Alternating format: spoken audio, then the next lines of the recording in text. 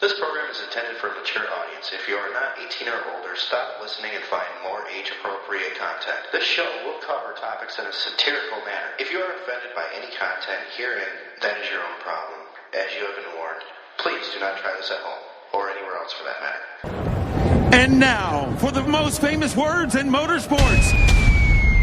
Oh, hell no!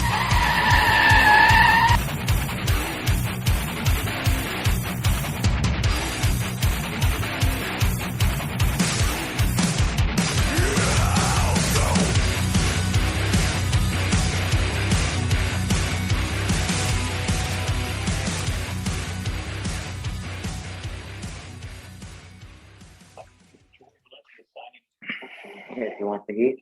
There we go. We're recording.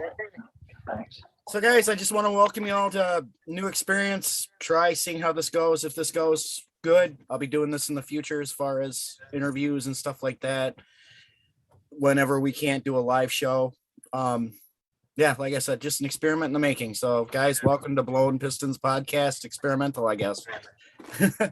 Welcome to So, joining me, it's Gremlin Dave. And then with we have Jeff Lavin, Rob Ines. Hey, what's up? Hey, buddy. And then we have Tim, and I just drew a blank on the last name. Lucher. Lucher, thank you. Yeah. I was thinking it was something else, and I'm like, no, that's going to be wrong. I'm going to massacre it. So, No. and yeah, as far as I know, I don't know if any of my guys will be joining us tonight. I know some of them are working, some of them prior engagements, but yeah. So welcome, you guys. Thanks for helping me out with this. Oh, you're welcome. So just kind of an introduction. Jeff Lavin, old X Games, YME Sports, and motivational speaker. I don't know what else you got on your resume now. Oh, I got a few other things, but it's all good. I mean, pretty much, yeah. Used to build snowboards with YME Snowboards. That was a fun run. And now I just do, some motivational speaking and then also business coaching. So all the cool stuff for executives, So we pretty much help the solopreneur, go from the solopreneur with, the chief everything officer with the pain in the ass, becoming the CEO with an asset, going from that owner operator position to ownership. Awesome. Then we got Rob, who I believe I'm sole owner or co-owner of In Space Sea Breachers, some really awesome aquatic toys. Love them. Yep. Yeah, I build a whole bunch of completely unnecessary toys that the world really doesn't need, that make more noise and probably more pollution and all the bad things that generally people frown upon, But they are badass. Exactly. I specialize in annoying toys for rich people. And then we have Tim from Full Throttle Texas, Hot Rod Magazine. Loves, the car shows and the pictures and stuff that you guys do. It's just absolutely amazing on this stuff. Fantastic. Thank y'all. We do our best. Hi, Lavin. Hey, what's up? And that was my wife. Hey, wife. Yeah, she had to come in and say hi to Lavin and let me know that I forgot the dog outside. Don't you know to lock the man cave? You've got to lock the man cave. Hi, everyone else. Hello. I need to get my own man cave going. You really do. Which, like I was talking to Tim earlier, we're looking at this summer buying a house of our own and stuff, and trying to get everything going. And if my garage was cleaner and in better shape, I would have done it out there. But unfortunately, since the winter time, I've just been throwing crap out there, and it's been filling up and looks bad. It's gonna be pretty cool too. Yeah, it is. We've actually got kind of a blizzard coming in. Good times. Oh, Now, nice. now I'm sure you have an agenda of things you want to talk about, but am I allowed to air a grievance? Is it too early to air a grievance? No, go ahead. Okay, so I have had a shit day, and here's why. And maybe your guests can help me because I have a 1959 Cadillac Coupe de Ville. I actually have two of them, and I've been planning on painting one for about the last 6 months. So I've shot test panels. I've looked at it in different lights. I've gone through candies and metal flakes and you name it. You know, when you're painting a hot rod, you spend a lot of time and all about the preparation. And I've got a good painter and I got everything. So today was game day. Today we laid down the paint and it turned out like dog shit. Like it is horrendous. And maybe someone can shed some light on why people don't choose to paint their hot rods this particular color. Which color? What color is it? Okay, so I've never seen a hot rod in this particular paint scheme, and I now know why. On a test panel, it looks awesome, but so it is metal flake, big metal flake with candy pink. So it's like, and the test panels, it took me about 4 test panels to get this looking absolutely amazing. Like you can see it from the moon. So we used a whole bunch of different intensifiers and candies and house of colors and you name it. There's a whole bunch of different products. So eventually I got the system that I wanted. And then we went to shoot it and it just got so dark so quickly. And instead of having a pink Cadillac, I now have a purple Cadillac. And I'm pretty pissed. Like, is it really far off? It's offensively far off. It's like, I can't even believe it came out of the same paint can as the test panel that we shot. But that's candies for you. They just get darker and darker. And unfortunately, it went from pink to purple. So I'm pretty sad right now. I'll send you a picture and I don't think you'll disagree. It looks horrendous. Yeah, I'm kind of curious because honestly, I like purple better than pink, but. Well, see, some people do. And I get if you were going for purple, that's fine. If you were going for magenta, that's fine. But I was going for metal flake, offensive pink, and I got magenta. And I'm pretty upset.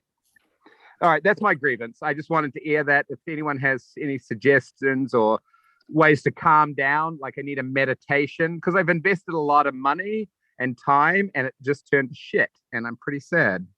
If you shot over it. Oh, go ahead, Tim. What color was your base coat? It was silver with silver metal flake.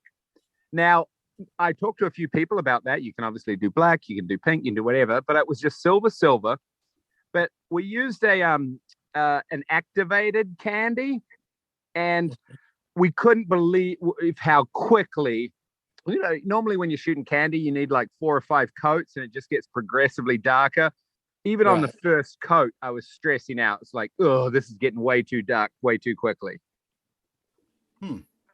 Yeah. And like I say, on the test panel, we've like, no, this is good. We got it down. We got the right amount of reducer. We had, I don't know, like every so often paint jobs they just don't turn out the way you want. In my mind, it looked awesome, but there's a reason that people probably don't pick metal flake pink for a paint scheme because apparently it looks like shit.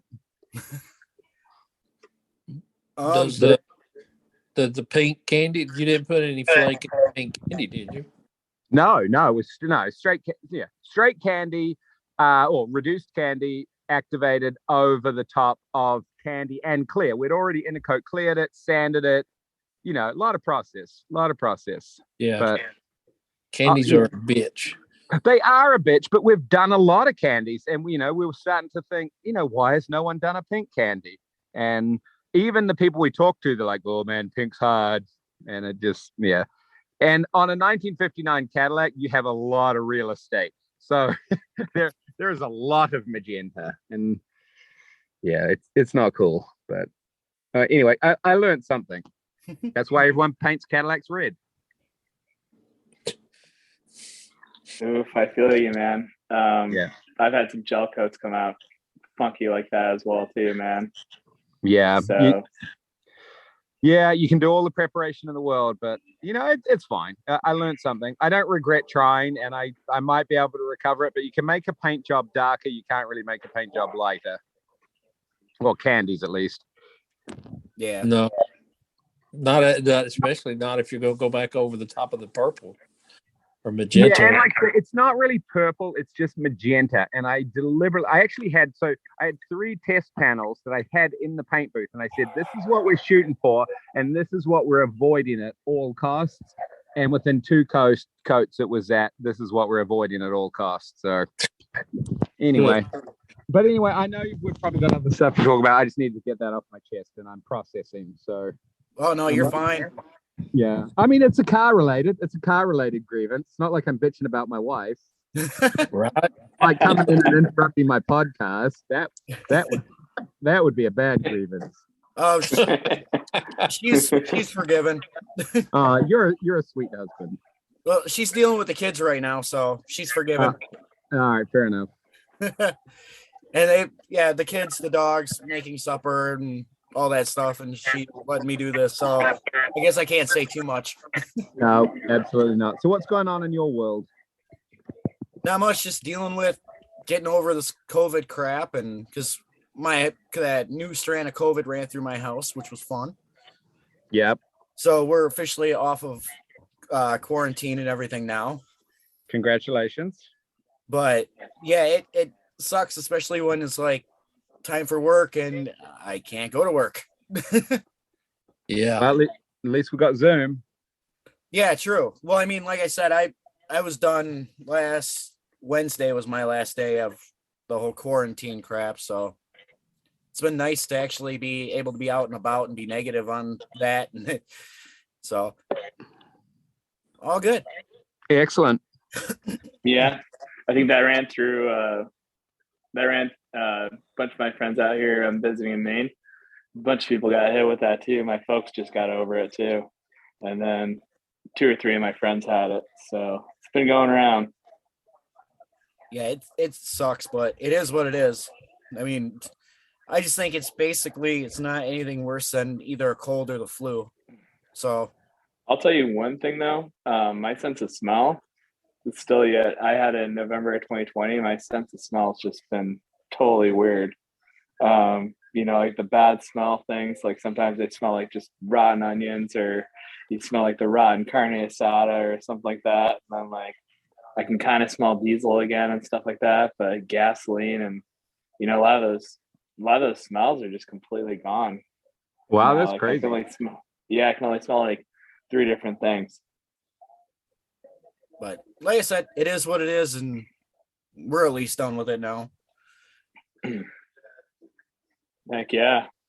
So, but other than that, there hasn't been a whole lot going on. I haven't been able to touch the car or anything lately. It's been just sitting out in the driveway, and I was looking at it today and it's like, oh wow, I could probably get it started up, and then we started having a blizzard roll in, so it's like, I guess I'm not doing that.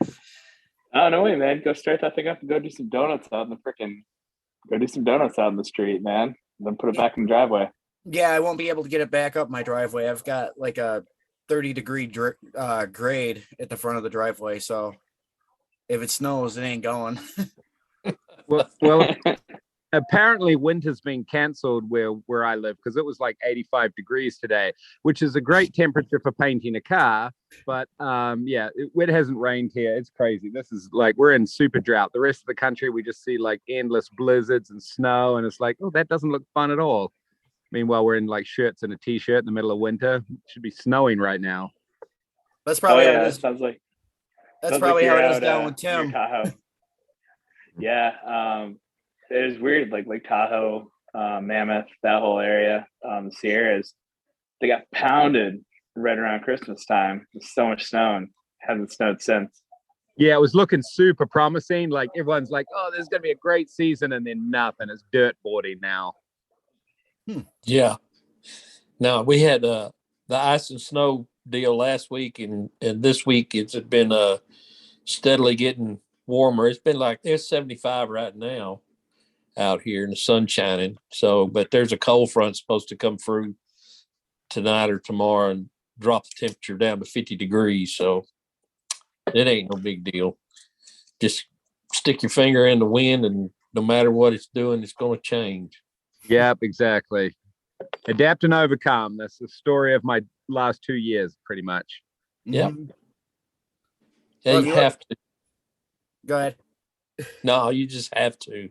You just have to be adaptable. Yeah, if I have to listen to another person cry and give their opinions about why something is the way it is, it's just like ultimately sometimes you just got to say, look, things are what they are. What are we going to do about it? Like, like a lot of you guys run businesses right now, and we're all crying because you can't get supplies and employees aren't showing up, and you can bitch and moan and all sorts of things, but all right, it's a different world. So you just got to say, all right, I can't do it this way. I got to do it this way. I can't build this. I got to build this. You just got to play to your strengths in any situation. And I think so many people these days, they're just trying to figure out the whys rather than the what to do about it, and I think there's so many armchair quarterbacks with so many problems in the world when ultimately you just got to say, all right, if it ain't raining, well, we're just going to have to figure out a way to do something without rain, Mm-hmm. Same with COVID, same with everything, like everyone wants to sort of weigh in. And like I said, I don't know the first thing about what's causing this, who's in charge of that, where did this come from? But I know that, you got new problems when you run into business, new problems come up. What are you going to do about it? The quicker you can adapt to the new situation. I just bought some supplies, and they were 2.5 times what they were a year ago. And I'm like, what am I going to do? Not buy them? No, there's no option. You pay the money, you bitch about it, and you pass it on to the next guy. Mm-hmm. That's exactly right. Yeah, actually, it priced me out. But that's what killed my snowboard brand. One, we didn't have enough cash reserves to sustain the 6 months. We had a crappy winter. And then the supply chain just going through the roof. We couldn't make a competitive product, and made the tough and really, really tough choice and decision, but it's one that had to be made, and said, you know what, we can't go on. And this is the end of the road, and of all the things that take us out and all the storms we weathered, the stupid freaking virus is what's going to take us out. Thanked everybody for all the good times, all the good memories and stuff like that, and just said, hey, it's not goodbye, it's see you next time, or see you soon, with whatever we can do next, and then just kind of phased into more focusing on service-based models and stuff like that with what I do, and who I could bring with me. Yeah, you just got to move on to the next chapter and try and pick yourself up and learn what you can learn. And sometimes it's hard. Like, I've crumbled a few businesses in my day, and I generally take responsibility for that. And I feel okay about it because I'm like, all right, I learned that. I shouldn't have done that. I should have sold this. I should have done that. But it's much harder when an external thing comes in and takes you out, because you're like, damn it, I really felt like I was playing a good hand here, and then someone comes up and flips the table over. So yeah, I feel your pain there. It's rough when you're feeling you're doing everything right and the world just sort of throws you a curveball. Oh yeah, I mean, all you can do though is just kind of laugh at it. It's one of those things where, of all the things to end this business, it's a virus of everything else out there. But just laugh at it and move on to the next thing. Well, does that hurt the car show scene and stuff down in Texas with all that stuff? And I know the shows that you go to in that, Tim. We're a different breed down here. We really, most of them really don't give a damn about the COVID virus. It's more the cities that have stopped some of them from happening. But in the last 2 years, that's kind of just been put off to the side. I mean, shows haven't been, none of them that I know of them have been canceled because of, it's a new strain of COVID, or it's this, that, and the other. No, they're going, and there's thousands of people coming through the gates. So it's ridiculous. The one we just did, Turkey Drag in Lone Oak, Texas, here in December 3rd, that was, it was at a state park, and he had to limit the number of entrants that he had, but he didn't have to limit the number of people that came through the gate. And it was just ridiculous. There was people everywhere. So I think people view it different down here. I think it's just it's something that we're all going to have to deal with. And I think people are starting to realize that. So it is what it is, and we have to keep on living life.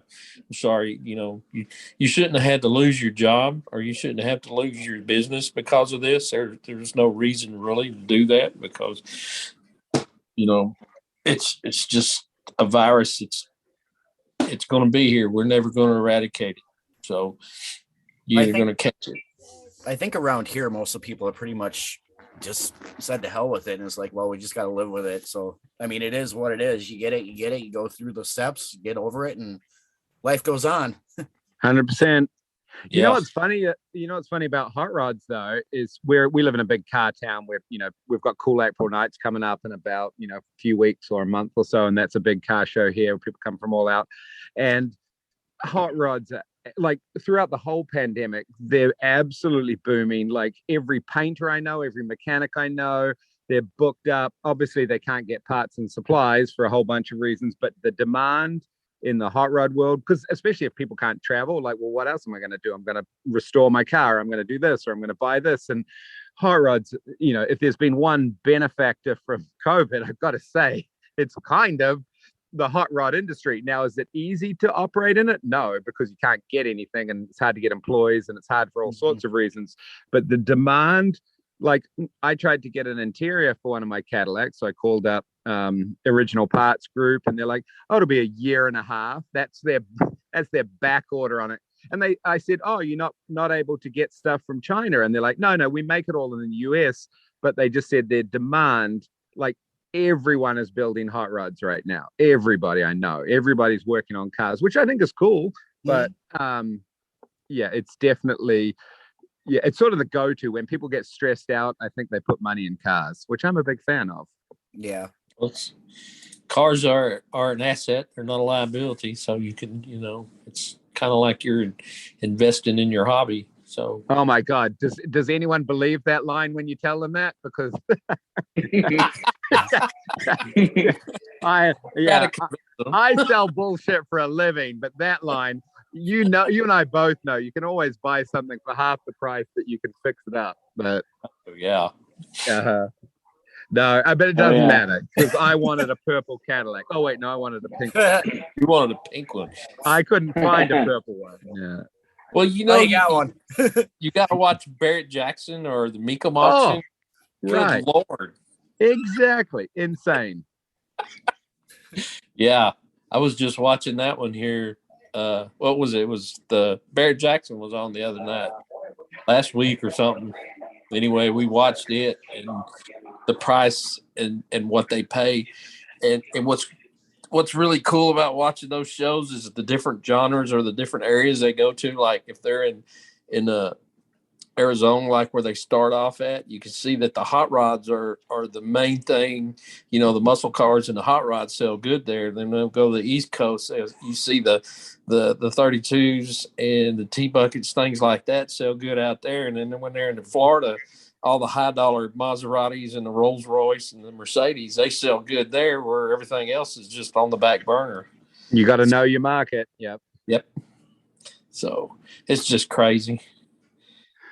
You know what else is super weird though? Like, it's not just the hot rod market, because obviously everyone knows that prices of cars are going through the roof because of all the shortages and stuff. But I learned recently that it's not actually just that there's a increase in demand and a shortage of chips and stuff, but dealers are selling so many cars and vehicles above the MSRPs now. Like, like when the new Corvette came out, right? And they're like, "Oh, this is going to be an entry price of $60,000." And then the new Bronco comes out, and they're like, "Oh, this is going to be the entry price of $40,000." And then I just saw a show on the actual prices that people are paying for those, and no one's touching any of that stuff for less than double what the MSRPs are. So these dealers are getting pretty greedy. I know. Yeah. I have a buddy that bought a Dodge Ram TRX in the orange. He got it for $110K. He's like, whatever. Well, did you guys read what Ford's doing right now? I make so much money, I just want one. Did you guys read what Ford's doing with this stuff right now? They're What's that? actually they're going to be starting to penalize the dealerships for They should. mock-up. No, they absolutely like. And the thing is, like companies like Tesla, where you buy direct, the actual cars are going to ultimately benefit because that money's not actually going back into the cars. It's going to dealers. You're like, all right, what you can say, well, it's the free market, but it's not really, because dealers are basically building a car for $30,000. They're selling it to a dealer for $40,000, and that dealer's turning around selling for $80,000. You're not getting an $80,000 vehicle, which means that money's not going back into the development. It's not going back into the people that actually built that car. And so, yeah, I do think car manufacturers have to say, all right, you can put a maximum of this on, and look, a private seller can do whatever they want. If you can buy a Ford GT and then sell it for 3 times what you paid for it, that's fine. You're an individual. But if you're a dealer with a big freaking, brand name, you would hope that you're somehow affiliated with them, but they're hosing people. Yeah. Oh, yeah. They call them dealerships for a reason. Exactly. I would not buy a new vehicle right now. It's insane. Well, it's also going up through the roof right now. It's later model diesels. So yeah, you see the mid 2000s pre-emission diesels right now. Yeah. Everybody wants those. And stuff that was going for, 19, 20 a couple of years ago. It's now like, I've seen them as high like 2006 Chevy Duramax LBZ. I saw one of those going for like 40 grand in San Diego. Yeah, crazy.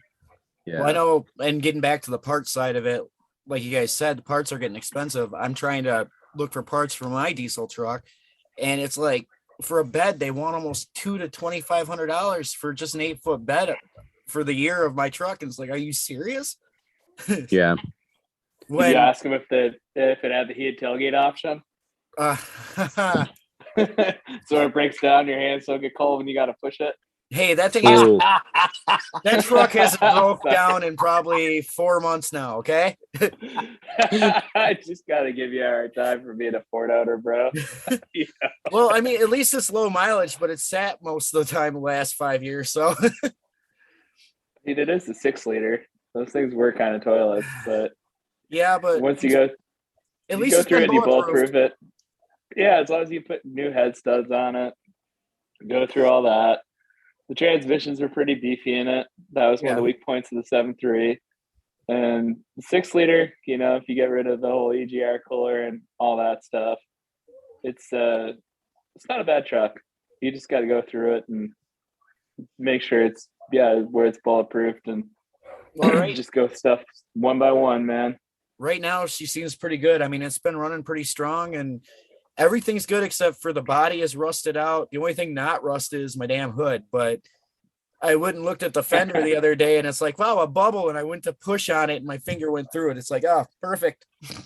Oh, man. The one thing that's good about Wisconsin, though, is they don't have inspection like they do out here in the East Coast.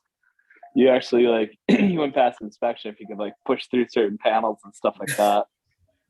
Well, the frame's still good. Most of the cab's good except for the corners. Oh, those always go on every truck.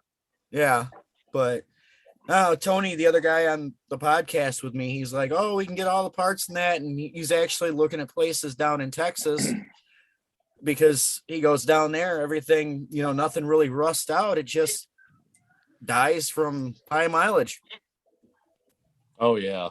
That's here. It's like for me, I live in Central Texas, and the closest Walmart is 30 miles away from where I live at. So if I have to go there, we have a grocery store in town. It's just a little rural town, but yeah, just driving anywhere you go, you have to drive. So that's why Texans love their cars and trucks, especially trucks. Now, truck beds. And you got Buc-ee's there too. Oh yeah, Buc-ee's. I try to avoid that place like the plague. Overcrowded and overpriced. Oh man, you can get everything there though, besides ammo. Beaver nuggets. That's what you need to stock up on. Yeah, absolutely. You can never have enough.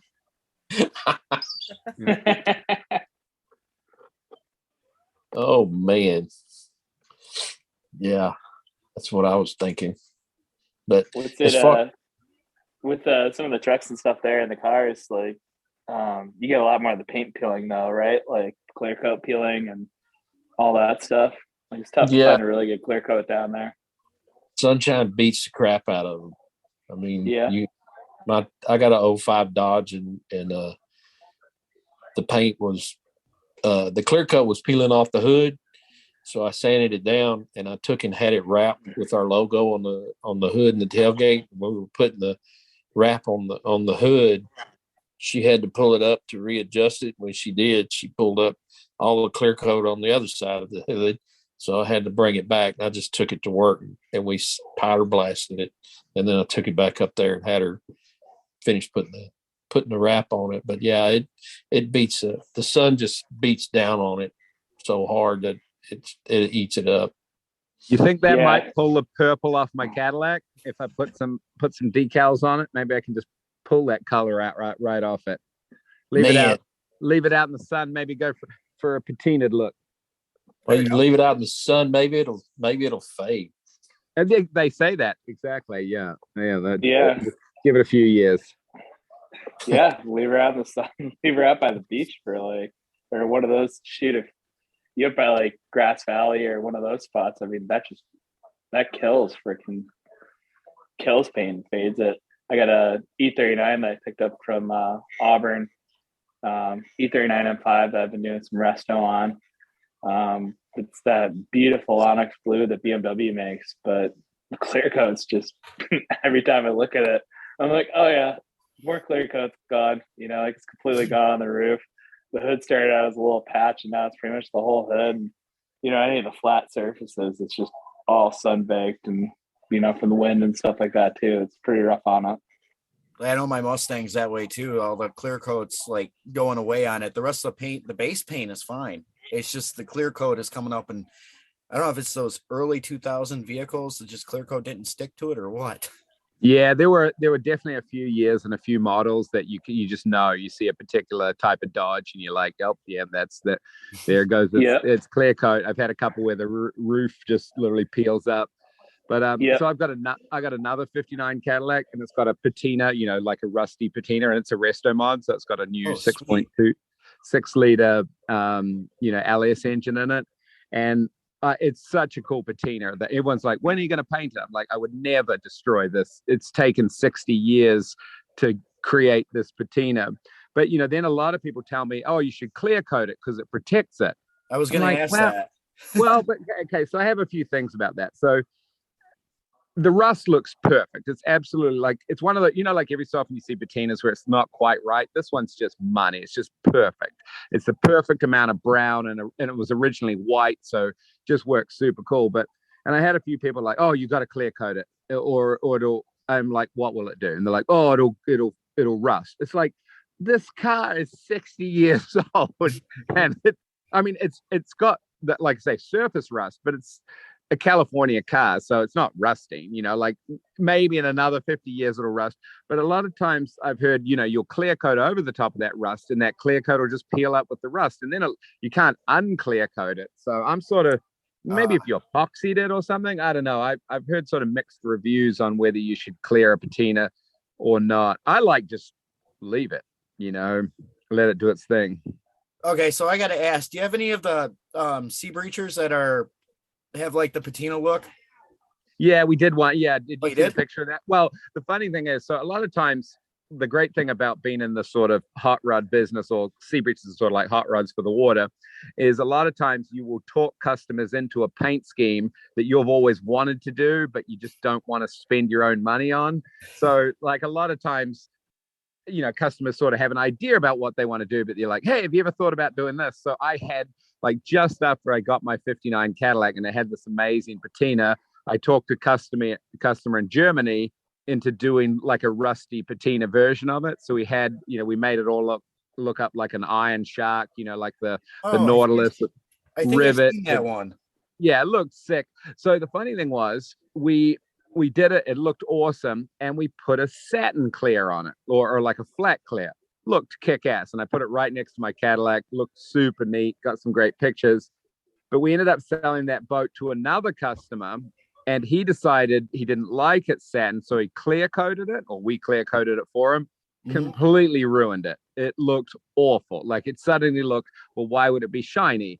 Like it just didn't work. It didn't translate. So he ended up painting over the top of that. So a lot of times we'll paint the same boat 2 or 3 times.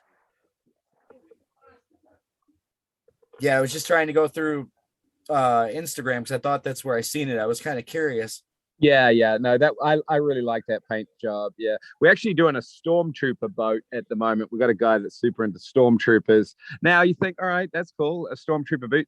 But how do you do a stormtrooper as a boat? So we're like, do you want it to look like a spaceship? Because we've done a few spaceships before. And he's like, no, I want it to look like a stormtrooper. I'm like, all right, so how do you make a shark look like a stormtrooper? So we me and the airbrush artist got together, did a few renderings, and it actually turned out pretty good. So I'll send you some pictures of that. It should be finished next week. Cool. Yeah, because I know some of the designs in that people come up with, or you guys come up with, they are really cool on those. Yeah, we take a lot of artistic license with them. It's just fun, like we're sort of like the rodeo clowns of the boat world, like nothing's too silly for us. Like, and that's what's, I think so many people when they're doing hot rods or cars or anything, they just don't take enough fun and creativity in it. Sometimes people take things too serious. Like you go to a marina and every single boat's white or maybe a very light silver. And I get it, it's more practical, but not everything has to be practical. True. I mean, that's how like the car world and stuff like that. It's nice when you don't see just a regular plain Jane, like regular color. It's kind of cool to see what these people come up with as far as their own ideas of how to do stuff. And, it's their own little world on the car, which is really cool. Yeah. There's a huge amount of creativity and you don't have to spend a ton of money. I mean, obviously you can do the rat rod thing and, I know it's sort of been done to death, but I sort of like it when people don't necessarily do a rat rod, but they just try something. They try something you haven't seen before, and love it or hate it, I'll always respect someone for trying something that hasn't been done before. Win or lose. It's very easy to give people shit for their lack of taste, and you go to a car show and we all sort of judge everything and like, oh, I never would have done that, I never would have done that. But I think the people that really deserve to be the judged are the ones that are just repeating something you've just seen so many times before. And I get it, you're spending a lot of money, so you want it to look good, but you got to take a few risks even when it does turn to shit on you, which it clearly did today. Well, and the one thing too is usually the person that owns it's their own worst critic on stuff too, because they can point out their own flaws that they know they screwed up on, and somebody else will walk and be like, wow, that's really cool. Yeah, exactly. Yeah, and sometimes the flaws give a car a little bit of character. I mean, to try and get the concourse level car builds these days is impossible. Like, I think they've just set the bar so high now for restorations. These trailer queens that you have to dump $250,000 into it. No one's getting to that Pebble Beach quality, except for a very select few. So you just, you take it, this is the best paint job I could do. This is the best interior I could do. I built this engine myself. I like those builds are the ones that are interesting, where people sort of got in there and got their hands dirty, I think, Yeah, definitely. Especially at a car show, where there's tons of good paint jobs, but there's always sort of an eclectic weird thing in the back that sometimes gets overlooked. Well, I know with Tim and that we touched on this with the last episode we did, and it's been a little bit now, but like that's what I was asking him before, like what catches your eye? Is it stuff like that, or is it the stuff that you can really see that somebody put a lot into and not just had just a real quick job? Or I mean it's just whatever catches your eye. I mean, it's a lot of different stuff and a lot of the stuff that people have done, themselves. It's all over the board, as far as you've got some really cool stuff, and then you'll have maybe a under construction parked right up next to it. The guys are working on it, and you might see the same under construction truck at the next show, and something, they might have done something to it, but it might be something little, might be something major, but what catches my eye is, like the Cadillacs. I'm in love with the Cadillacs, Lincolns, all the big cars. Those are the older ones, not anything new, but those are my 100%. favorite. Yeah. they just built things so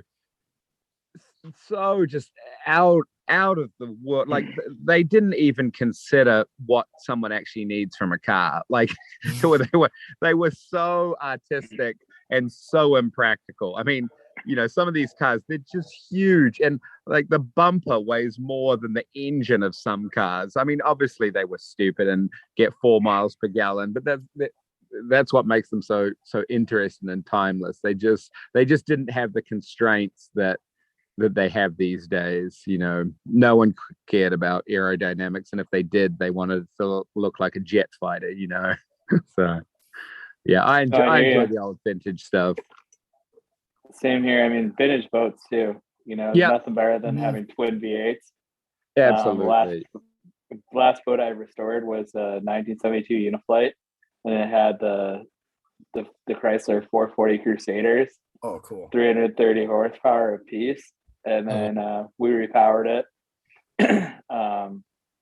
Firing those bad boys up when you have two twin V8s running, nothing sounds better. You know, it's kind of bub, bub, bub, bub, bub, bub, and then just bubbling out in the water. It sounds so cool. Well, you just finished that, didn't you? Yeah. Yeah, I seen the pictures. That thing was pretty cool. Oh yeah, I was gonna keep it around, but then I realized it drinks more gas than Rob Gronkowski drinks beer. It burns about 20 gallons of fuel an hour. Oh wow. Yeah, but boating is not a cheap sport. Yeah, and that no, break out another bust 1,000. Out another 1,000, and you know, sometimes the most expensive boat is a free or a cheap boat, and that was a pretty cheap boat, and I learned my lesson. Most recently, guy offered me a E39 BMW convertible, or it's a E30. You know, the 80s BMW that everybody wants those right now. They're hot. The old 3 Series. Guy offered me for $200, and I'm like, there's something more than meets the eye for this. I mean, I could make a lot of money and sell this for parts, but I'm like, man, it's automatic. I'm like, I only like manual BMWs, and I was like, yeah, I don't know, man. I'm like, something's weird with the title. Something's going on. There's more than meets the eye. You didn't get it? Oh, I'm gonna go.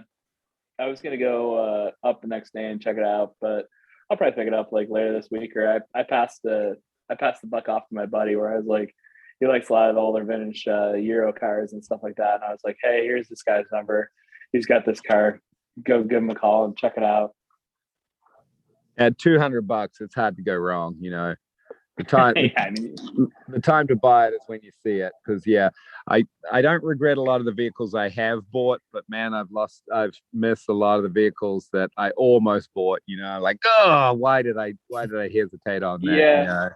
I mean, this is like one of those deals like where you're out just, you know, grabbing a bite with your buddy, eating some chicken wings, and like slamming a few drinks back in the middle of a blizzard or nor'easter out east, and like, you know, random old 65-year-old dude comes up a little sketchy, like kind of looks like the dad off of Elf, you know, except a little bit skinnier and stuff like that. And you know, starts talking cars and stuff like that. Next thing you know, you're having a couple of beers at his house. He's talking about this other car that, you know, he could jump. It's sitting in the freaking in the park and ride out there. And I'm like, oh man, there's just so many red flags. And after you kind of see the side of this dude's house, I'm like, yeah, I don't know. This might be a stolen car, or it might not be. You know? Yeah, I hate. There's a reason why it's $200. Where I'm like, yeah, you know, I just don't want Johnny Law like knocking on my door, being like, oh yeah, this came from Massachusetts, or this came from somewhere in Rhode Island, and it's totally stolen. You know, I thought about a super cool business model for flipping cars, right? And obviously, you know, people try and fix up cars and you clean them, and a lot of people will sell a dirty car and you just clean it and you make some money. But mostly when people go to buy a car, they're judging the person they buy it from and the neighborhood they buy it from, you know? And I was like, man, imagine if you went and bought all of these shitty cars from sketchy neighborhoods and sketchy looking folks, and then you take it and you get like a little old lady in a nice sort of, you know, thing saying, oh, it was my grandson's car or something. You know, that you could probably triple your money right there, just purely based on the presentation of private sales. Yeah, put it in front of like a nice house with the picket fence, and you know. I really enjoyed my son is 16, so we went and test drive a ton of cars, but he's driving his license. I really wanted him to just get the enjoyment of buying your first car, because you only get one car. So we went and test drove anything, and rather than like talk him out of it, no matter what he sent me, I'm like, let's go test drive it. Like, he'd sent me like mid-80s Corvettes and like you name it, like the stupidest stuff that would just be so impractical. And rather than talk him out of it, it's like, let's go check it out. And I was really curious to hear what his take on it was, And I always tell him, like, look, you only get one first car, and you'll have plenty of times in your life to figure out how to buy a really smart, practical Toyota Corolla when you need to, get your kids to school. But your first car is supposed to be stupid, It's supposed to be like, buy whatever you want. Like, I really didn't want my opinions on cars to sway his. And so we test drove Miatas and all sorts of stuff. But it's amazing how often, he'd sort of sway his opinion based on who was selling the car. And every time I buy a car, I try and look at it based purely on the car, because, you can have someone super smooth and they're like from a good neighborhood, but they're just as likely to rip you off as some sketchy guy in the hood, Like, I've sold a lot of dodgy cars in my day, and I'm pretty good at it. So, I just try not to listen to what anyone's saying and just purely base it on the car. I'll do my own tire kicking, I'll test it myself, and I don't really care what the backstory is. Well, the older you get, the more you know how to like look for the stuff. Like when you're trying to sell something, you'd be like, all right, I know what to look for because I'm doing the same thing. Yep. Yeah, calm as a bitch. Yep. But that does bring up kind of a good question, though. What is everybody's first car on here? I'm just kind of curious to see what the difference is between everybody here. Ooh, I'll go first. 1989 Suzuki Sidekick. Ooh, wow. And yet you're still alive. I'm just proud of you for admitting that. Yeah. Now, the funny thing is, if it was a Samurai, I would think you're cool as shit. But the Sidekick, I don't think the Sidekick's ever going to be cool, no matter what. Oh, yeah. I mean, it's like right up there at the tracker. But you know what? One of the things I learned is it's not the size of the beast or the V8 that you have. It's what you do with it that matters. I remember all the kids had Monte Carlos, Camaros, like growing up in muscle cars and stuff like that.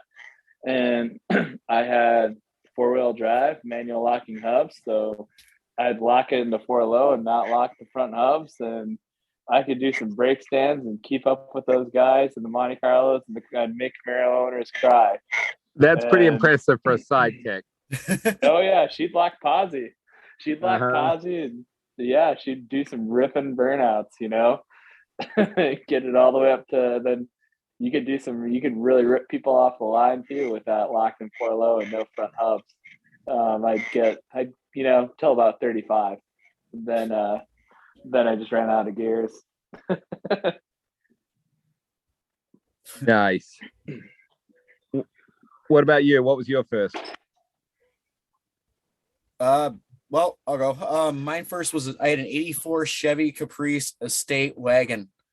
That's kind of gangster. That's actually it was shit brown with the wood panel trim and the luggage rack. Oh man. No, what's funny? I see those like super, it's monster, right? Like goes on to, I've seen a few of those around, and admittedly, like 10 years ago, those were a joke. But I look at that now, I'm like, that's kind of cool. I want it back. I mean, I've been looking around for one because it's like since my wife and I, we've got 6 boys together, it'd be like, man, that'd be nice to have it because I had, the full bench seat up front, the middle was a bench seat, and the back had the fold down seat.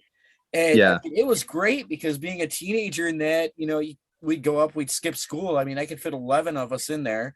And then we go out and party in that. I could have my friends sitting there that got totally wasted. I could just hit the button and roll down the back window, and they could just lean out and puke as I'm driving. So it worked out great. That's a sweet ride. Mm-hmm. I miss it. I see them around every so often, especially with the wood grain. That's just super classy. But it was grain and all that. Yep. It'd be really cool is if you found something like that and put your diesel in that from your truck. Now you're talking. That'd be badass. Then you're rolling coal out of the old 80s wagon, which is pretty badass. And you'd be getting miles per gallon and miles per gallon. There you go. Yeah. With the current gas prices, I don't know if you want to really be rocking that thing very far, but I don't know. The station wagons down here are a big thing. I mean, the Roadmasters, the old Roadmasters, and the Chevy Impala station wagons. Those are I had a Catalina Safari. I think it was like a 81 or something, and it didn't have wood grain. So I went down to Walmart, bought a roll of that like wood vinyl veneer, that you line your drawers with. I think it cost me about $8, and I did the whole car in it. Looked so sick. Yeah, I love that thing. I paid $100 for that car. I love that thing. Yeah. Man. I don't know. My first car was a 68 Mercury Cougar XR7. That's pretty sweet. That was that's what I wanted. And back in my day when I was a kid, you had when you go to the grocery store, you get a box of cereal and it'd have a prize in it. It might have a Hot Wheel or something like that in it. And I remember getting one that had that car in it, the 68 Mercury or the Cougar to begin with. And that's when you see the back taillights on it, that's just what I wanted. Ever since I was a kid, that's what I wanted. It's funny you say that, because I think most kids, especially if they grew up like getting into cars, they knew what car they wanted. They didn't necessarily get the car they wanted, because obviously some of them were looking at Lamborghinis and stuff, but a lot of times, I always think it's cool when people bought the car that they always sort of dreamed of, or they had some story for, rather than just buying the car that their uncle gave them or something. It's pretty cool when you can actually get that dream car, especially that early, because it's super. Like cars, when you're that age, there's just nothing better. I mean, nothing. Like, that's all we did. Like, me and my friends, when we were 16, 17, would go to a party or something, and we wouldn't decide whose car we would take. We'd just take everybody's cars. Like, there was no way we were going to go not in our car. It was hilarious. Like, we would just drive ourselves. That's all we did. We just drove. Like, what are you doing this weekend? We're just driving. That's all we're doing. That's pretty much how my teenage years were, because I grew up in Rockford, Illinois, and we drive up to Janesville because there was a strip up there, and there'd be like going, and nobody really rode with anybody. Everybody drove their own car up. Yeah, different days though. But like I said, it's super cool. My son, who ended up actually getting a Jeep, which I think was a cool, sort of a practical decision for him. But we go off-roading because I've got a Jeep too. Such a neat thing. Like when your kid's got his own Jeep, and we've had to pull each other out with winches, and it's just, it's terrifying the things that you end up doing. But it's really cool when you can do it with your son, because you can kind of teach him all the things that almost kill you. So yeah, here's what not to do. Yeah, but it's good. Like I say, it makes driving so much more fun, because one of the things that you notice when you have a four-wheel drive, especially we live in a pretty small town, so there's tons of country everywhere and big hills and mountains. Like everywhere you're driving, they're like, I could drive there, I could go up there, I could go down there, and you do. Half the time you do, and half the time you shouldn't. But it's really fun when you look at there are no roads. There's just places that you can either get to or think you can get to. So yeah, he's having a good time with that, and it's been pretty reliable so far, except he's bitching about the gas prices already. So what type of Jeep did he get? He just got a 2002 Jeep Wrangler, the old school skinny body one. Oh, nice. The TJ. Yeah, TJ, and I've got a TJ too. Yeah. I've got a T. I like the narrow body ones. After they sort of got to the more boxy ones, and they're all just simple to work on. They're simple to work on. They're fun. I put a winch on it for him for Christmas, and it's awesome, it's really good to learn about a car that's simple like that. Whereas you buy anything after much after 2000, you can't open the hood, unless you got the diagnostic and plug-in and all that sort of stuff. So you're sort of learning a little bit about it slowly. Yeah, it's cool. It's got OBD2 and all that. I had a 95 YJ. Oh, great. You had a 82 CJ before the YJ. I sold the CJ to get the YJ. There was one of those deals where the frame was starting to rust out on it, and high school kid. And I was like, well, cool. Yeah, sell but this parts and onto the YJ. parts cost nothing. They're readily available. Oh yeah, Then it's just fun Straight motoring, six. and you can't go too fast in them. They're probably not the safest vehicles in the world, but it makes you drive a little bit more carefully. Yeah, it just makes you more situationally aware. I mean, shoot, I went to that and I was like, wow, this is like a wide body sidekick. Yeah, there you go. CJ or like a YJ. I was like, oh my god, the freaking sidekick. I had that thing up on a couple wheels a couple times, and then went into the Jeep and I was like, wow, this is like way more of a stable platform. Yeah, the center of gravity is pretty good. Yeah, getting like the same amount of trouble as I could with the sidekick. Although I got way more. I never got the sidekick stuck, and I got some hairy situations. That thing was a trooper, man. Like it had no balls. I mean, you could get up to 75, like max speed or something like that. But then I got into the Jeep, and I was like, oh my god, I was just getting stuck on, a few more things that I usually wouldn't get stuck on the sidekick. Do you have the inline? Do you have the inline 6 or the 4-cylinder in that Jeep? Oh, my so one. The first, yeah, go ahead. In the YJ. YJ, yeah, the 2.5, and then I swapped it out with a 350. Oh, that's cool. Yeah. Yeah, we've both got the 6 cylinders in ours, and they're good. They pull pretty good. Yeah. Not going to break any speed limits. No. All right. Definitely. What do you think my first car was? Take a guess. I'm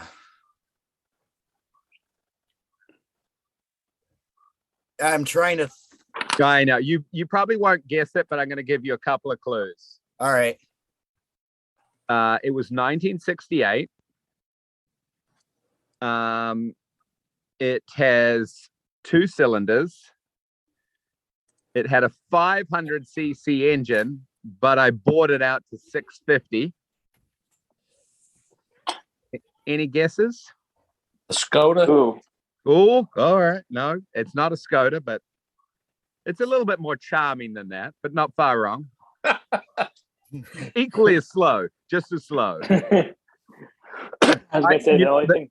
The top speed I ever got to it, and it was with a tailwind on a downhill, was 69 miles an hour, and it was terrifying. Wasn't the Izetta, was it? No, but that's it's in the same sort of microcar class. I love Izetta. Man, I am drawing a blank. All right, they made a remake of it in the mid 2000s, and they actually sold a shit ton of them. A Beetle? Close. Mini it was Cooper. rear engined. It was rear engined. The Mini Cooper. Again, pretty close. Oh. Last guess. Oh. Come on, they make them. They Fiat remade 500? them. Yeah, Fiat 500. Oh, a 1968 Fiat 500.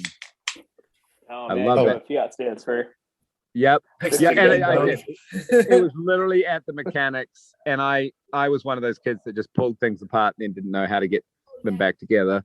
So yeah, it was always at the mechanics, but I love that car. I got myself into so much trouble in that car. It was so fun. I'd get another one in a heartbeat if I could find one. I paid $400 for mine. Now they're like $10,000, but that's like those the mid 90s Geo Metros with the 3-cylinder. Those things are going for a lot now. No, you're kidding me. They are not. They want them for like the gas mileage in that. I mean, just that's crazy. I mean, up here they're rusted out. Oh my God, I wouldn't. Yeah. You know what? Something I got into recently, which I used to make fun of, was a friend of mine started front wheel drive dirt racing. Right. Nice. Just you buy a car for $500, and I'm making fun of him. Like, you can't drive a front wheel drive car on dirt. I said, that's just stupid. He's like, just come out. We've got a whole bunch of cars. I'm like, no, I'm not going to come out. That's stupid. I don't like front wheel drive cars. I don't trust them. So anyway, we get into the sport. And it's cost nothing. Like, they buy cars for $500. You buy like Chevy Aveos and, what's the Dodge Neons and stuff. Mm-hmm. And I couldn't believe it. It was so much fun. Like, they've got roll cages in them, and right, so maybe they put another $500 into them. But the cars are so cheap that it's practically a smash-up derby. But they actually raced pretty damn good. And I actually learned to drive a front-wheel drive on dirt. And they're actually a lot more predictable than you think. You could really drift out the back end, and you could power yourself back in. And if someone got in your way, you would just flip them out of the way, and they didn't care because the car was $500, you know? Whereas, you know, if you've got a, you know, $10,000 car, it's pretty stressful on a track, you know, because people, you know, you're racing out of your pocket. And yeah. So yeah, it was just the right amount of entertainment for the money. Well, that's like oh, go ahead. Hey, is this what your station wagon looked at? Can you see this? No, I had the Roadmaster. old 80s body, like the square. Oh, you had the square body. Yeah. I kind of like that one, though. Whose is that one? That belongs to a guy named Randy Brody. He's down down south of Houston somewhere. That particular picture is from the Laying at the Lake show. That's pretty close to our house. Yeah, that looks cool. That's actually dated pretty well. Oh yeah, those are the kind I like. I like that. Yeah, that the rounded one. Yeah, it looks like a little space shuttle. Yeah, got a big ass on it. Looks like a hippo running down. Donk. Well, I know a lot of the hot rodder guys were actually buying up those because of the LT1 that was in those. Oh yeah, I bet. For the S10s and stuff like that were throwing them in there. And you used to be able to buy them for nothing. It's like what do you call them? Crown Vics. You used to be able to buy Crown Vics for nothing, especially like ex-police cars. But I've been talking to a friend that builds hot rods and stuff. He's like, no, you can't get them cheap anymore. They go for good money. Even the ones that are, because people want the front ends and they want the engines and those cars had some good parts in them if you can get them cheap. Yeah. I had one for a little while. I had a 04 Mercury Grand Marquis, and now I'm wishing I would have kept it. Hey, sorry to tap out, guys, but I've got to go and check on a few things with one of my guys. But hey, it was super good talking to you, and it was nice meeting you. Let's keep in touch, and let me know how the rest of the show turns out. I will. Cool. Good meeting you guys. All right, we'll talk to you later, Rob. Cheers. But yeah, I know, like he was saying with the cars, the cheap cars running, we actually had a guest on the show at one point. It was Tate from the Gambler 500, and that's what some of those cars were. And they'd run across states and stuff like that, doing the little like or cross country racing and stuff like that. That was actually a lot of fun to watch. We did that in 2017 or 18. Me and a few buddies did the Gambler 500. Do you guys have anything like that? Out of the car. Do you guys have anything like that down in your neck of the woods down in Texas?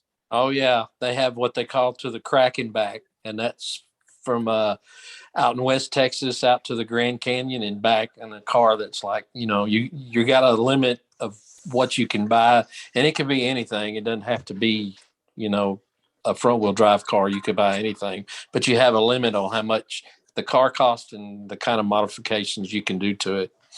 So you'd want it to be reliable, but you don't. And on the way out there, they have certain stops, and they'll do like special tests and things like that, like a drag race or some corny stuff like that. But yeah, I haven't personally done it. I'd like to, but I've always read about it. They keep advertising it on Facebook. You can check it out. It's just called To the Kraken Back. I'll have to look. It's crazy. And but once guys get into it, it's just like anything else. They start, it gets to be an addiction, and they've got to go to the next level. So hot rods are like that for some reason. Oh yeah. Well, I know I've been wanting to set something like I'd like to set something like that up for blowing pistons. I think it'd be a blast to do that. Get out there and throw a cheap car together. I had a friend that lived up in Chicago, that I used to work with, and he said during the winter, you have a summer car which you put in the garage during the winter, and then you have a winter car that you drive during the winter because of the salt and all that stuff on the road and beating and banging. Well, they would race those cars on the street, like actual racing them on the street, banging into each other. They didn't care. They just it was a throwaway car is what it is. They just buy it, use it for the winter, throw it away, and then get them another one next year. Yep, that's what we call the winter beaters. That's The it. winter beaters, the winter patters. Shoot out here in Maine, we plow a bunch of ice roads on the ponds. You get the freeze over and stuff like that. And then we had full on race courses. We did that 3 weeks ago where we had, I was out there running my Duramax for a few laps, but we had some STIs out there, Corvette Z06. Everybody puts their stud tires on there, and it was just super duper fun, man. We've done that the last couple of years. We just plow a bunch of pond roads. It's so fun. Make mini race courses. Well, they got when we had Slide Society on, Lavin? Yeah. One of the guys that I actually work with, he's been talking about throwing on his car, doing the ice drags. He's got an 87, I believe it's an 87, maybe it's an 85. Celica, but it's the all-wheel drive turbo. And he's been thinking about doing that with that just for the hell of it. Nice. Oh. Send it. Y'all have the rally cross and stuff up that direction. I mean, it's not real big down here. Up there, I think y'all during the winter, it's a rally cross. Yep. Shoot, there's the New England Forest Rally, Mount Washington hill climb and stuff like that. It's super fun. Oh yeah, I know. I follow Travis Pastrana, and always off into that kind of stuff.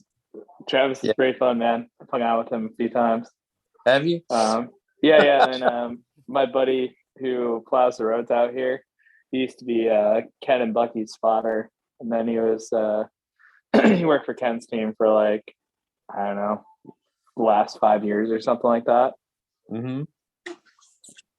So it's crazy. You get in the motorsports world or extreme sports world, just gets smaller and smaller and smaller. Oh yeah, that's a big circle of friends. I'm sitting here working while we're doing all this. Oh, you're fine. But yeah, I mean, it's all good. I'm usually doing what we usually do at Shots from the Balcony. But yeah, around here, we don't have a whole lot going on. I mean, just I think once in a while there's the lake drags, but that's about it. I mean, during the wintertime, everybody pretty much puts their car away, and that's about it until the springtime hits, and then the circle tracks go on. Well, that's when you get your snow wheels out. Yeah, I forgot that's coming up too, right here at the lake where I live at. Yep. I mean, Lake Koshkanon, they do that. Hey, what's Polaris stand for? Pull off lake and repair in summer. Oh, I can vouch for that because I've had two. I had my first powder sled was the 800 RMK long track for running out. I ran it out in Colorado. And what happened with that? First one, I snapped the crank in half, but it started sounding like a diesel. Every time you'd rev it up to 2,000 or 3,000 RPMs, it'd blow itself back together. And then I just put a whole new motor in it and snapped it's called the PTO bearing on it, because on snowmobiles and stuff like that, you have centrifugal belt driven clutches. You have your primary and your secondary clutch. The PTO bearing is on the drive, the crankshaft side of the clutch, and snapped that, and that was it. And after that, I went to Ski-Doo. No more Polaris. And I think all I had to do is put a relay in that thing once, and that was it. It was a great sled. Yeah, I've only had one sled myself. It was a 94 Arctic Cat, Kitty Cat. It was when I was little. They're so fun though, man. Yeah, but you get any more than 6-7 inches of snow, you're screwed. You ain't moving. Oh, I mean, you got to shovel out the track all the time, man. I mean, that's where you need some paddle tracks, buddy. Yeah, well, I mean, that thing, I actually still have it. It's out of my uncle's house, but that thing hasn't been running, 25 years now. But oh, just pop the spark plugs out, spray some ether in it. She'll run. well, I remember being little in that. I thought I was really, really fast on that thing. And I mean, I was only doing 10, 15 miles an hour. And then my uncle flies by me on his, and he's got like the big Arctic Cat and that doing like 60. And I'm like, yeah, now I don't feel like anything now. But when you're a little kid, you're thinking 10, 15 miles an hour is pretty quick. But oh, yeah. You're like, I'm going fast, Mom. Yeah, and then somebody goes by and doing like 10 times your amount, and you're like, yep, never mind. Oh, man. You remember the old triples? Mm-hmm. 2-stroke triple engines where you got the 3 cylinders, and those things had power, man. But God, did they have a grenade? Yeah. But I mean, they're fun, but lately, I mean, this year we haven't even gotten really that much snow. They're barely opened up the trails, and in the last few years, it just hasn't been worth having one. Unless you drive way up north. Yep. It's been all right out here, but well, the East Coast and stuff. And then I got a bunch of friends out west where they, one of my buddies bought a brand new sled. He had to go up to Montana to use it from he lives out in Tahoe. He's like, I was like, whoa, you're going up to like Big Sky or something like that. It's crazy, dude. Yeah. Yeah, just like I said, this year just hasn't been much. Although we, like I said, depending on how much snow we got outside right now, I don't know. Yeah. But I suppose, I know they're getting ready to serve supper and stuff. I probably should get out there and help. Ooh. Yeah, we got some chili cooking up here. Elk chili. So yeah, my wife made chicken teriyaki tonight. Nice. Well, I'll tell you what. I know the next place I'm coming to visit when I come to Wisconsin. Give all your kids shit and eat some food and drink some of your beer. And give you a hard time. Give you a hard time for being a Ford owner. That too, definitely. Yeah, I mean, at least you're not a Bears fan. Nope. But no, I mean, hell, any of you guys that I've met on here, you guys are more than welcome. I mean, even, Tim, you're ever up in Wisconsin, stop by and, go out for some drinks or something, or you have my wife's cooking, which she does really good at cooking. So fantastic. Which I know we're actually going to be looking at going to Automotion at the Dells. I've got Tiff is actually friends with the guy that does all the promoting and stuff, and we're going to try to get in there. So if you feel like coming up around when is it? Like middle of May, that's the biggest car show in Wisconsin. Fantastic. We've already, like I said before, though, our schedule's already a year in advance already made up, so I'd have to go back and check. I know there's a couple of shows we got in May. We're booking another one where hopefully we'll be able to go to it. It's going to be in the Classic Truck Nationals up in where's it at? I have to get on the internet to look. But we had another it is going to be in October. It's like the last weekend in October, Halloween. We were already booked for another show that weekend, and I'm not sure if the other show is going to come up or not. It's still in the air whether they're going to be able to put it together. I mean, they did it last year, but the place that they did it at has sold. Richard Rollins, it was the Gas Monkey Bar and Grill is held it at. So, and now Gas Monkey Bar and Grill is no longer. It's called I don't even know. They sold it to a music venue, and they have concerts and stuff there now. So I don't know if they'll let them do the car show thing there again. Have you ever worked with Gas Monkey on anything down there? No, I haven't. Not really. I mean, never. I caught pictures of the guys once about 3 years ago whenever we were at LST in down in Conroe, and I didn't get a chance to talk to them because when you go to those things, they got a crowd of people around them all the time. It's just like, nah, just have to, leave it alone.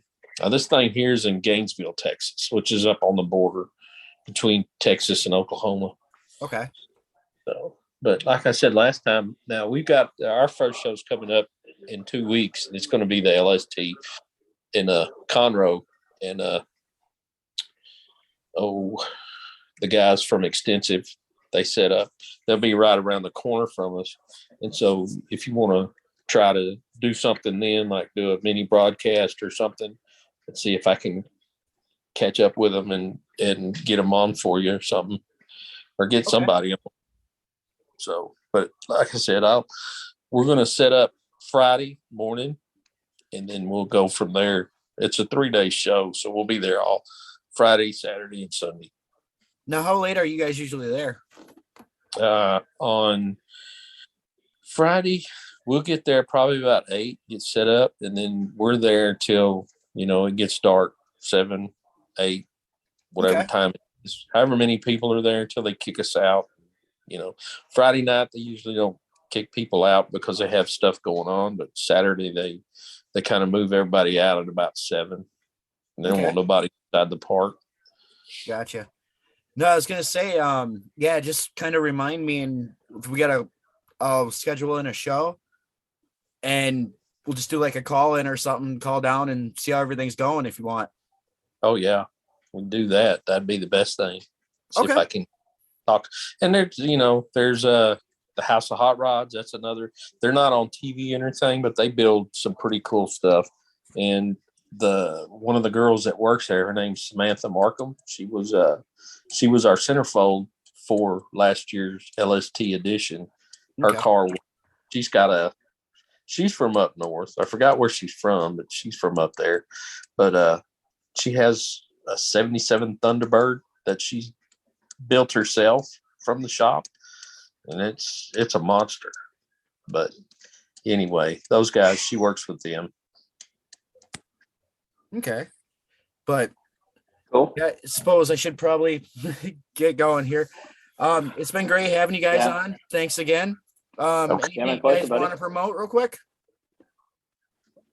I got a laundry list of stuff. No, go ahead. Oh, yeah. I got all the sponsors that advertise in their magazine, Gearhead Coffee, Girl Trucking Apparel, Inspired Lifestyles, Coloring Book, Jesse's Performance, Dirty Leg Automotive Repair, Asphalt Canvas, which she does a lot of our t-shirt stuff.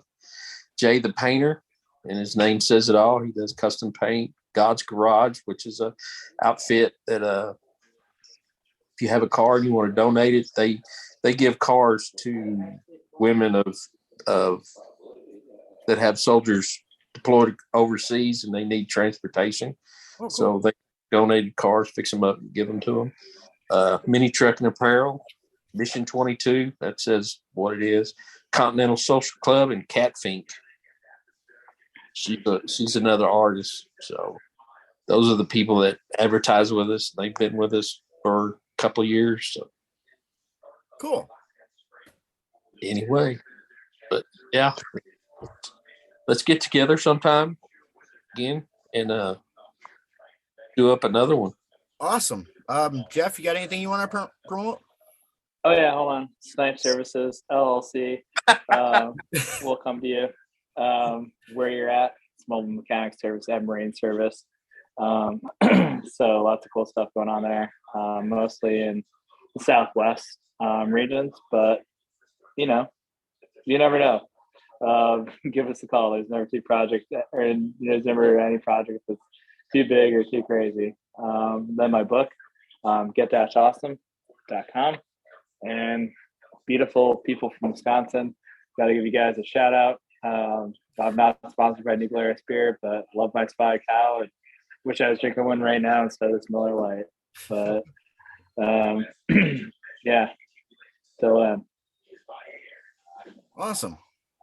So when you guys are out with the snipe thing, do you go help people do hunting with them?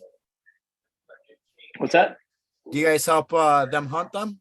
The snipe hunting? Oh yeah. Oh, snipe hunting. Yeah.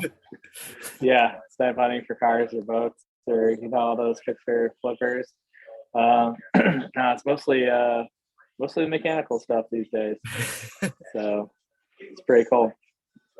Snipe services. We come to you. The snipes. It's in reference to the deck below the deck. That's called the snipe on a boat. And it's my friend that created it. He was in the Navy for like 15 years. Awesome.